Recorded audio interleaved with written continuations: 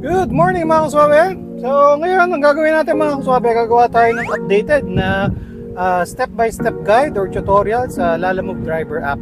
Gumawa na ako nito dati mga kaswabe, pero December 2023 pa yon. So syempre, maraming mga pagbabago, tapos syempre, medyo matagal na rin tayong bumabiyahe sa Lalamove, so medyo marami na rin tayo natututunan. Mag-screen record tayo para makita nyo kung paano nga yung step-by-step mula sa pagpili ng booking, sa pag-pick up, sa pag-deliver, tapos sa pag-collect ng payment, tapos hanggang sa may close natin yung bookings. So yun mga kasame, banatan natin, simulan natin.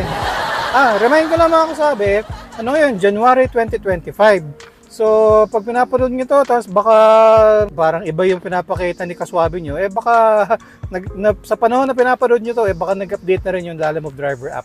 Basta ngayon, January 2025 yung gagawin natin na video. Okay mga kasame, bago natin simulan, salamin muna tayo para mabasa natin. Okay mga kasame, dito sa Lalamove Driver app, may iba-iba siyang mga menu, no? Doon sa ibaba. So may pick up, may record, wallet, mission, at saka profile. Sa pick up, dito nakalista yung mga mga kasame, yung mga available na bookings na pagpipilian ninyo. Yung, sa Lalamove mga kasame, yun nga, di-display ni Lalamove yung mga available na bookings, tapos kayo ang pipili, kayo ang magsaswipe. So unahan yan, kaya madalas yung iba, kapag medyo mabagal yung internet, hindi nakukuha. So isa yun sa tip natin mga kasabi, magdala kayo ng na second na SIM ninyo, na iba yung network, no? So kunyari naka-TM kayo, yung isa smart sana or kaya dito. Para kung walang signal doon sa area na pinapwestuhan ninyo, switch kayo doon sa kabilang network para may internet pa rin kayo. So yun yung pickup. Sa record naman, may tatlo siyang tabs, no? Ongoing, completed, at saka canceled. Yung ongoing mga kasabi, doon nakalista kung doon yung makikita kung ano yung current na bookings na nakuha na ninyo. Tapos sa completed, syempre, yung listahan ng mga completed, yung mga natapos nyo na nasarado nyo na bookings. Tapos sa canceled, doon naman nakalista kung ano yung mga canceled, yung mga hindi natuloy. Driver canceled kung tayo nag-cancel. User canceled kapag yung customer nag-cancel. Doon naman sa wallet mga kaswabe, so nandun yung balance ng Lalamove wallet ninyo, no? Tapos may top up, may cash out, balance details, account details, payment methods. So sa balance mga kaswabe, una, kailangan may laman yung cash, yung Lalamove wallet ninyo. Kasi dito binabawas ni Lalamove yung commission niya kung cash yung payment. So kailangan may laman yun. So kapag walang laman mga kaswabe, click nyo yung top up, tapos mula dun sa GCash ninyo, matatransferan nyo yung Lalamove wallet ninyo mga kaswabe. Okay mga kaswabe, check natin kung paano mag-top up yung mga lagay ng laman dito sa Lalamove wallet natin. So click natin yung top up, tapos multiples of 100. So sa sample natin 200. Tapos click nyo yung top up. Dapat nakalink na yung GCash ninyo dito sa Lalamove, mag-KYC kayo. So pumasok na yung 200, pwede natin i-check doon sa balance details. Makikita nyo doon, pumasok, plus 200, pumasok yung 200 natin, no? Na in-add natin. Ngayon, tingnan naman natin kung paano tayo magka-cash out. Yung kukunin natin yung pera natin, matatransfer siya papunta doon sa GCash natin. So, input lang natin yung kung magkano yung i-cash out natin. Tapos, click natin yung confirm submission. Tapos ito, mga kasabi, input natin yung PIN natin, no? So, mababawas na siya dito sa Lalamove wallet natin. Pero, may processing time si Lalamove bago yung pumasok sa GCash natin. Pag weekdays, the following day. Pag weekends nyo naman siya nag-cash out, parang mga Monday or Tuesday papapasok yung GCash. So, be mindful lang na ganun siya, may processing time. Doon naman sa missions, mga kaswabe, minsan nagbibigay si Lalamove ng mga missions, no? So, may mga criteria yun. Kunyari, 5 bookings, makomplete mo ng 7 days, meron kang 435, 450 pesos.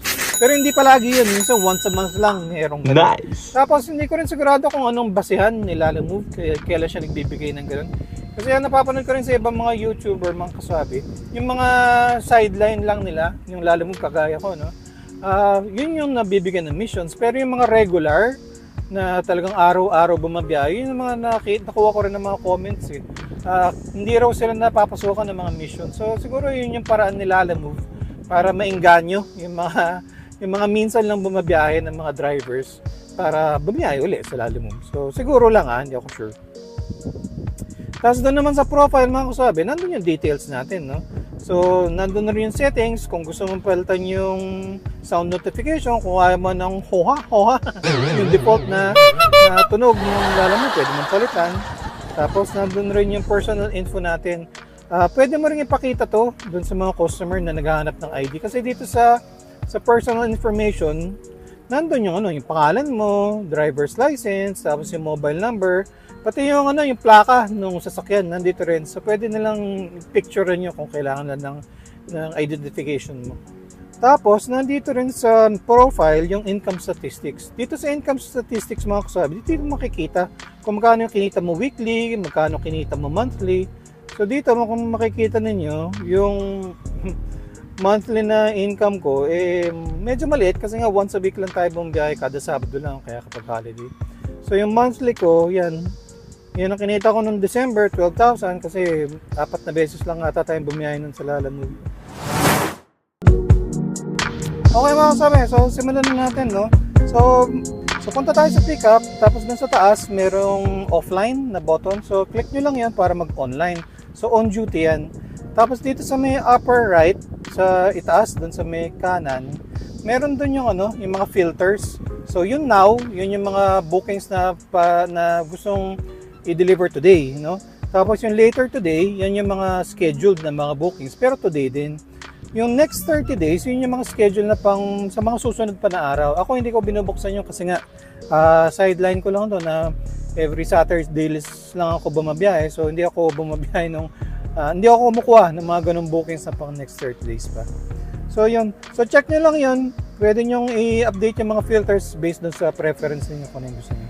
So dito, lalabas dito sa pickup na tab kapag naka-on duty ka na, yung mga available na booking. So, reminder ko lang, syempre dapat may load kayo, no? May data at saka meron kayong pantawag. Kasi kailangan tawagan natin yung customer mga kaswabi para malaman natin kung ano yung items na ikakarga, tapos syempre yung location, kung may landmark sila na malapit para madali nating mahanap yung pagpipikapan at saka pagde-deliveran. Ayun. So, check natin to, no? So, itong booking na to, cash row ito. Kung makikita ninyo, merong icon doon sa baba, collect cash. So, dito, check na 333, no? So, may kidlat siya na green. So, yun yung mga may high demand surcharge. Na natin yung information icon, no? So, may base fare siya na 100 pesos, additional na distance na 143 pesos. May holiday surcharge siya kasi holiday ngayon. So, hindi palagi yun na meron. Tuwing holidays lang, saka meron 60 pesos na holiday surcharge. Tapos may high demand surcharge siya na 30 pesos. Medyo manipis, no? 30 pesos. So, dito sa collect cash, mga kasabi, kung mapapansin ninyo, yung commission nila Lalamove, 20%, 66.60. So, mula doon sa 333 pesos na kukolektahin nyo na cash mula sa customer, ang kita lang natin doon as driver is yung 266 pesos. So, pagkakuha natin ng cash, 333, ibabawas naman ni Lalamove doon sa Lalamove wallet, yung commission niya na 66 pesos. Kaya dapat nga may laman yung Lalamove wallet natin makasabi. Nakikita nyo, 16 kilometers yung pickup. No? So, estimate lang yun ni Lalamove. Pag click nyo na siya, click nyo yung, yung pickup point, magdi-display siya sa mapa, no? Kung ano yung tingin ni Lalamove na tamang daan papunta dun sa pickup or dun sa delivery. So in this case, 15 kilometers away raw siya sa current na location ko. So, just a reminder mga kasabi, minsan hindi tama yung estimate na to, no? Kasi, for example, lalo na dito sa Las Piñas, Parañaque area, kunyari, ang pickup is sa loob ng subdivision, ituturo ka ni Waze dito sa isang gate ng subdivision. Pero pagdating mo doon mga kasabi, hindi ka papapasukin ng guard. Kasi yung mga Lalamove sa mga Grab Express, yung mga delivery ng pickups lang, doon lang sa main na gate, padadaanin. So baka mapalayo ka, baka additional na 3-5 kilometers. So be mindful lang, dapat aware tayo sa mga ganun. Minsan hindi tama. Dahil depende rin sa pagkakapin nung client. Baka mamaya mali yung pin niya, malayo pala or whatever. Minsan hindi eksakto. So be mindful lang na ganun. So, additional tip ko sa inyo mga kasabi, dito sa pag mga ganun, hanggat maaari hindi ako kumukuha ng mga more than 10 kilometers away. Hanggat maaari nga mga 5 kilometers away lang mula sa current location ko, papunta dun sa pickup. Kasi una, kunyari lagpas ng 10 kilometers, gastos na natin, no? As a driver, yung diesel or gas mo. 10 kilometers, so 1 litro lang siguro sa akin yun na diesel. So gastos ko na kagad yun. Pangalawa, yung oras. Anong oras pa ako makakarating doon sa pick-up point? So mga 30-45 minutes, baka mainis na sa akin yung customer. Pick up pa lang yun. So, paano pa yung delivery? So, yun yung tip. Hanggat maaari, less than 5 or less than 10 kilometers yung pick up. So, nyo lang, no? I-swipe nyo lang. Swipe down para mag-refresh. So, babasahin nyo rin yung mga notes. Katulad nito, mga kasabi, no? So, may notes siya. No toll gate, please. Pakiiwan sa guard. So, no toll gate. So, pag ganito mga kasabi, hindi willing si customer na magbayad kayo ng toll fee. Nadadaan kayo sa mga SLEX, sa mga Cavitex, ganun. So, buti naglagay siya ng note, no? Kasi kung ako, hindi ko kukunin yung mga ganyang booking. Ibig sabihin, padadaanin niya ako, yun nga, yung pinag-uusapan natin ngayon sa mga service road o kaya sa mga low urban. Una, mapapagastos ka sa diesel kasi matatraffic ka dun Tapos pangalawa, yung oras mo nga. Imbis na matapos mo na yung booking, may deliver mo na, matatagalan ka pa. Paano ka pa kukuha ng next booking mo kung nandun ka na iipit ka sa traffic? So, yung mga ganito mga klaseng booking, wag na lang. Para sa akin, no? Pass ako dyan sa mga ganyan booking. Okay mga kasabi, check natin itong isa. So kung papansin nyo, yung icon niya is wallet, no? So paid by credit to mga kasabi. Ito yung sinasabi ko na kapag yung click natin yung yung information icon. So paid by credit 299, yun yung babayaran ni ni customer. Ibabawas yun doon sa Lalamove wallet niya. So may delivery fee, may holiday surcharge, high demand surcharge, priority fee. Tapos yung commission ni Lalamove 55. Nawala na. Sorry, the order was taken. Ibig sabihin, may nauna na sa inyo, may nag-swipe na. So, hanap pa tayo ng iba mga kasabi. Okay, so itong sample ng mga kasabi, kung mapapansin nyo, dun sa baba, merong 8S, no? So, 8 seconds yun, let's start. So, kung gusto nyo yung booking, swipe nyo lang, no? Start now, swipe nyo to the right, no? Tapos magbibilang na yan, mababawasan na hanggang... Yung 8 seconds na yun yung oras na binibigay nila mo para sa ibang mga drivers na baka gusto rin nila yung booking na yun. Bibigyan niya ng oras para mag-swipe rin para sila lang magde-determine kung kanino ibibigay yung booking. Siguro kung mas malapit ka dun sa booking or kung mas maganda yung rating mo, sa'yo ibibigay. May mga instances, mga kasabi, magsaswipe ako tapos leave this order, LTO, leave this order. Bakit nagkaka-leave this order? Minsan, yun nga, pinaprioritize nila yung mga mas magaganda yung rating. So yung rating natin mga kasabi dito sa profile, no? So makikita nyo, ako ngayon, currently, good. So medyo orange yung aking aking rating. So yung iba, mga green, yung mga magaganda yung ratings nila. So sila yung pinaprioritize nila. So kailangan pangalagaan rin natin yung ratings natin. So paano mapapangalagaan yung rating? Iwasan yung mga cancel. Tapos syempre may effect rin yung rating na binibigay ng mga customer sa atin. Yung after natin ma-deliver, may option kasi doon yung mga customer, yung mag-iwan sila ng rating kung nagustuhan nila yung service natin, yung pagde-deliver natin, or kung ayaw nila, baka bigyan ka ng mababang rating. Okay, sa pagpili ng bookings mga kaswabe, merong priority, may regular, may pooling. Para makita natin yung pagkakaiba ng presyo nila, open natin yung Lalamove na customer app, no? So ito, nag-input ako ng sample na booking, tapos ang pinili ko 300 kg MPV. Pagkatapos dito, makikita natin ang pagkakaiba ng presyo nila, no? Mas malaki yung priority, mas mura yung pooling. Pag priority, much faster for quick delivery. So syempre, dahil mas mahal siya, mas maraming drivers na pipili sa kanya versus sa regular. Yung pooling naman, siya yung pinakamura, tapos save cost, wait a little longer. So given yun, kapag pooling, medyo may delay kasi itong mga pooling na bookings mga kasabi, ito yung mga pinang-triple booking. Okay, itong isa mga kasabi, medyo gusto ko yung So, kapag nagustuhan niyo yung bookings mga kasabi, yun nga, swipe niyo yung start now. Tapos magbibilang na siya, matching. So, yun nga, ibibigyan niya ng oras yung ibang mga Lalamove driver natin. Kung gusto nila yung booking, makakapag-swipe rin sila. So, yun mga kasabi, nakuha natin tong booking. So, dito, ngayon lalabas yung, yung details niya. Yung complete na address, tapos yung mga phone numbers ng contact person.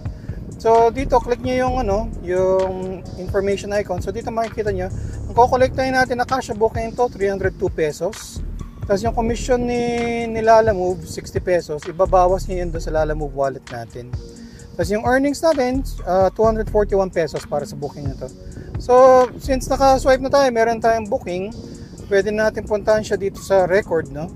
Sa record, tapos ongoing, lalabas na siya doon. Nandun na yung listahan. So, kung kailangan nyo siyang balikan, kunyari may double booking kayo, pwede nyo siyang balikan dito. So, ang next na gagawin natin mga kaswabe, tatawagan natin. So, yung telephone icon dito sa ibabaw, click nyo lang. So, tatlo yung lalabas na, na phone number. So, yung order contact, siya yung nag-book. So, pwede kasi na hindi siya yung delivery point, hindi rin siya yung pick-up point. Pwedeng nag-book lang siya na may papapick up sa store na iba, tapos ipapadeliver niya sa bahay ng kapatid niya sa ibang lugar. So, pwedeng hindi siya nasa pick-up or pwedeng nasa delivery point. Yung pangalawa naman, yun yung sa pick-up point. So, yun yung tatawag niyo para ma-confirm kung ano nga yung items na isasakay, kung may number ba yung bahay, yung gate nila, or kaya may landmark malapit ba sila sa basketball court, may tindahan na malapit, mga ganun. Tapos yung pinaka nasa baba, yun yung sa delivery point. Ganun din, tawagan na rin natin sila para malaman nga kung tama ba yung pin location, may number ba yung bahay or yung gate, may landmark ba na malapit, may malaking puno ba ng mangga sa harapan ng bahay nila. So yun mga kasabi, try na natin to. Tawagan muna natin yung yung doon sa pickup. Oh, yun lang mga kasabi. Okay, pag ganyan mga kasabi, try naman natin tawagan yung isa. Order contact tayo.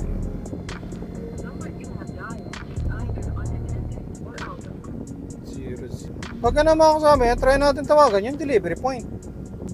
Hello? Hello, good morning sir. Sa Lalamove po.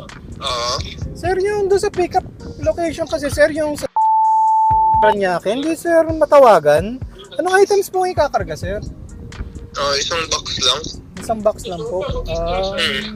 Anyway, box lang sir, wala naman pong pasahero sir. Wala. Sige sir, puntahan ko na muna sir. Salamat po. Thank you. Okay mga kasabi, so yun, hindi matawagan yung sa pickup point, so ang tinawagan natin yung sa delivery point, no? So at least na-confirm naman natin, box na raw yung sasakay, tas wala raw pasahero. So next na gagawin natin mga kasabi, may navigation na icon, no? I-click nyo lang siya. So Waze ang pambukas natin mga kasabi. So dito sa Waze, syempre lalabas na doon kung ilan ng distance niya, ilang kilometers, pagkatapos kung ilang minutes. So yun mga kasabi, puntahan na muna natin. Sabi ni Waze, 16 minutes, 4.3 kilometers. Dito kayo mamaya mga kasabi, puntahan muna natin. Trabaho muna tayo. Okay mga kasabi, dun sa, meron rin tayong kasabi na nagtanong kasi, paano raw mag-double booking? So pakita ko sa inyo mga kasabi, may na-swipe tayo na i-double book natin. Pooling siya, so siya yung mas mura, no? na service, delivery fee. So expected na may delay, no? Pero sinwipe ko siya kasi nag-add siya nag-add siya ng priority fee. So yung in terms of dun sa proseso mga kasabi, pareho lang. So punta ka lang dun sa menu ng pickup, no? Sa menu ng pickup, tapos mamimili ka nga dun. Kung nagustuhan mo siya, open mo lang siya, tapos swipe mo siya, tapos magka-countdown timer siya para nga mabigyan niya ng pagkakataon yung ibang mga drivers na maka-swipe rin kung gusto nila. Tapos yung makikita natin siya. So pag pumunta ka na dito sa record, makikita mo na dalawa na yung bookings natin. Yung first booking natin, tapos yung pangalawang booking. So importante yan mga kasabi na alam natin kung saan nahanapin yung mga bookings, no? Kasi kapag na-pick up na natin, kailangan natin i-access yung record na yan. Kasi ipipicture natin yung mga items para may confirm na nakuha na nga natin yung mga items. Tapos syempre dapat tandaan natin kung alin yung mga items, no? Kung booking number 1, pang booking number 1, baka magkapalit kang delivery, mga kasabi. Problema yun. So ako, ang ginagawa ko, pinaghihiwalay ko. Hinaharangan ko ng ng insulation foam natin para alam natin na ito para dito, hindi magkakahalo. Tapos, balik tayo doon sa sa pagtawag sa customer. Ito, may notification sila Lalamove na you have not contacted the user yet. So, i-remind ka niya na dapat tawagan mo. Okay mga kasabi, time check 12:33. So, mabuti rin ito mga kasabi. Makita nyo kung ano talaga yung actual na pwedeng mangyari sa mga bookings. So, canceled yung booking mga kasabi. Nandun na tayo sa pick-up point.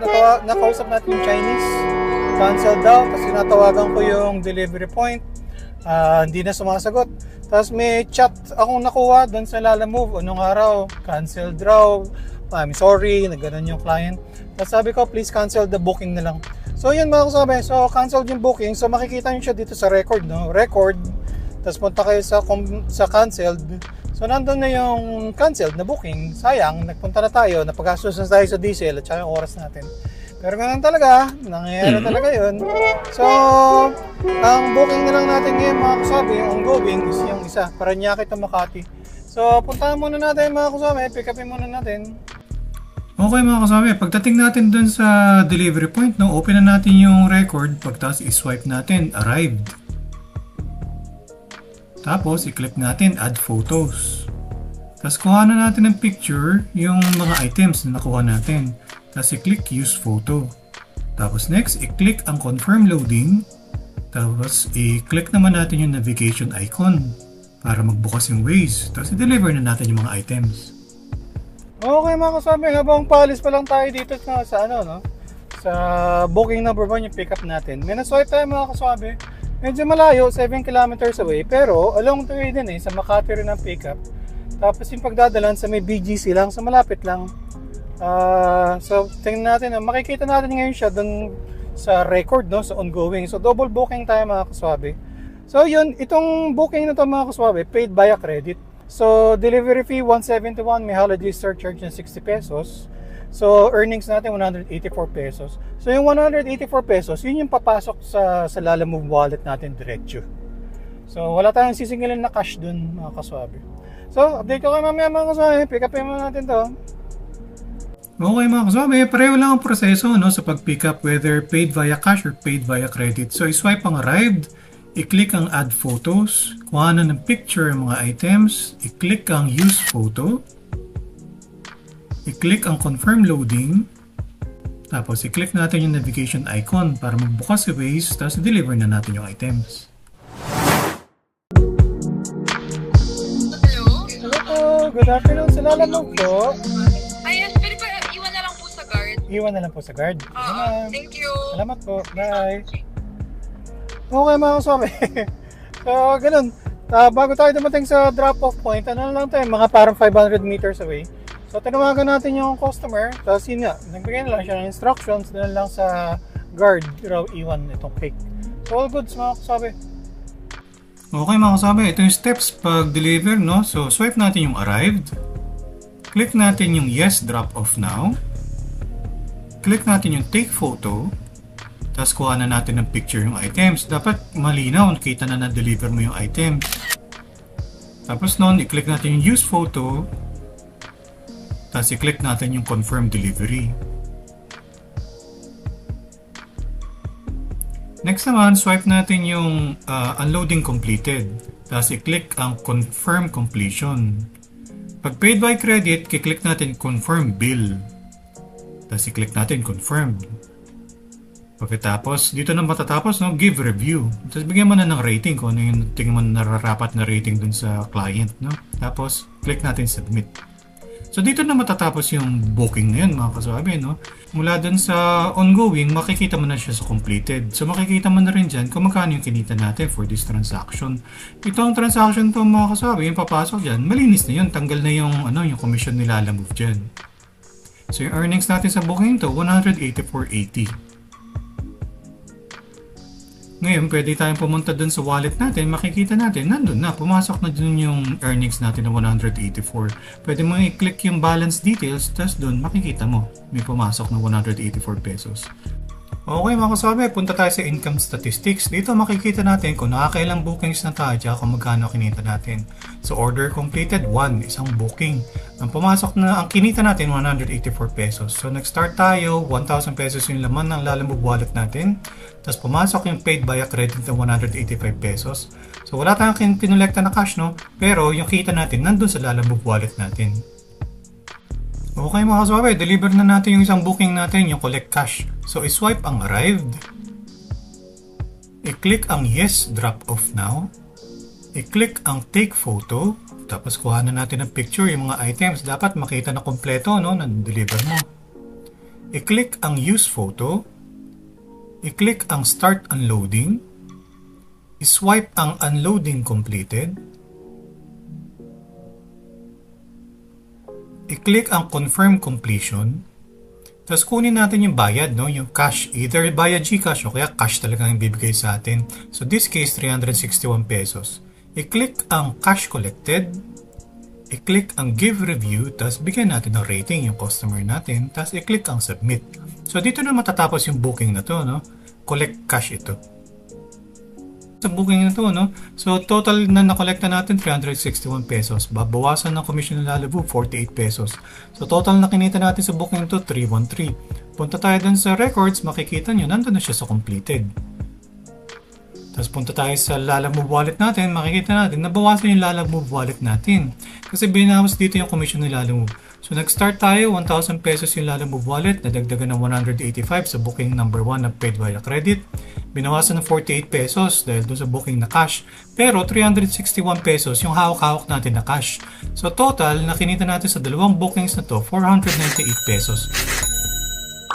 Nice! Okay mga kasama, tip ko lang, no? Ako, nagdadala ako ng ganyan, insulation foam, tapos meron akong karton, meron rin akong basahan.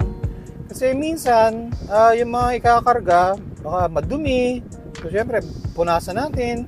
Tapos minsan, yun nga, kapag mga kumakatas, mayroon mga meat, yung mga chicken, tapos hindi siya frozen. So meron rin ako planggana dun sa likuran. So doon ko nilalagay para hindi tatapon dito sa carpet ng sasakyan natin. Kasi problema yun talaga. Okay mga kasama, itong isang booking nakalagay, if mag-expressway, skyway, kailangan po ng resibo. Picture ng toll, proof for reimbursement. So, ang isang option mga kasabi, yun nga, picturean nyo or videohan nyo habang pa-exit kayo ng toll gate, no? Para may papakita nyo dun sa customer.